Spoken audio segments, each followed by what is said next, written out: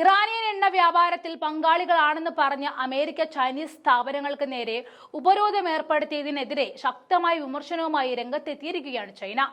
തങ്ങളുടെ സാമ്പത്തിക താൽപര്യങ്ങൾ സംരക്ഷിക്കാനുള്ള ചൈനയുടെ സന്നദ്ധതയെ ചൈന എടുത്തു പറഞ്ഞു. നിയമവിരുദ്ധമായ ഇത്തരത്തിലുള്ള ഏകപക്ഷീയമായ ഉപരോധങ്ങളെ ചൈന എപ്പോഴും എതിർപ്പ് പ്രകടിപ്പിക്കുന്നുണ്ടെന്നും അറിയിച്ചു. ചൈനീസ് വിദേശകാര്യ മന്ത്രാലയ വക്താവ് മാവോ നിക് ആയിരുന്നു ഇത് സംബന്ധിച്ച പ്രസ്താവനയുമായി രംഗത്തെത്തിയത്. ചൈനയും ഇറാനും തമ്മിലുള്ള സാധാരണ വ്യാപാര സഹകരണത്തിൽ ഇടപെടുന്നതും അതിനെ ദുർബലപ്പെടുത്തുന്നതും അമേരിക്ക ഇതോടെ അവസാനിപ്പിക്കണമെന്ന് അമേരിക്കയ്ക്ക് അവസാന താക്കീത് നൽകിയിരിക്കുകയാണ് ചൈന.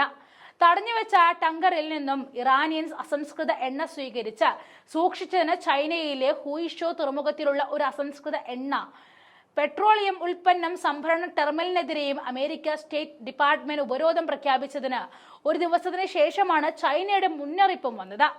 അമേരിക്കൻ സ്റ്റേറ്റ് ഡിപ്പാർട്ട്മെന്റിന്റെ കണക്കനുസരിച്ച് 2025 ജനുവരി അവസാനത്തോടെ മുൻപ് spirit of Caspar and Nicola എന്നറിയപ്പെട്ടിരുന്ന അമേരിക്കൻ നിയുക്ത ടങ്കറിൽ നിന്നും ഏകദേശം 1 ദശലക്ഷം ബാരൽ ഇറാനിയൻ ക്രൂഡ് ഓയിൽ ടെർമിനലിൽ നിന്നും ഇറക്കിയിരുന്നു. ഇറാന്റെ ഊർജ്ജ കയറ്റുമതി സുഗമമാക്കുന്നതിനും വരുമാന സ്രോതസ്സുകൾ നിലനിർത്തുന്നതിനും ചൈനീസ് ടെർമിനലുകൾ നിർണായക പങ്ക് വഹിക്കുന്നുണ്ട് എന്നും സ്റ്റേറ്റ് ഡിപ്പാർട്ട്മെന്റ് പറഞ്ഞു. ഇതിൽ പരിഭ്രാന്തരായതുകൊണ്ടും ഇറാൻ ചൈന ബന്ധം വളരുന്നതിൽ കാര്യമായ പേടിയുള്ളതുകൊണ്ടുമാണ് അമേരിക്ക ഇപ്പോൾ ഈ വെപ്രാളം കാണിക്കുന്നത്.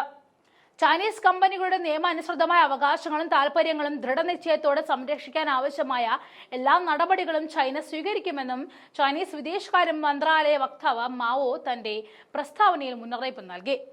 ഇറാന്റെ ആണവ പദ്ധതിയെ ചൊല്ലിയുള്ള സംഘർഷം സൈനിക ഏറ്റുമുട്ടലിലേക്ക് നീങ്ങുന്നതിനിടെ 3 രാജ്യങ്ങളും തമ്മിലുള്ള വളർന്നു വരുന്ന സഖ്യത്തിന് തെളിവായി ചൈന മുതിർന്ന ഇറാനിയൻ റഷ്യൻ ഉദ്യോഗസ്ഥരെ സ്വീകരിച്ചിരുന്നു.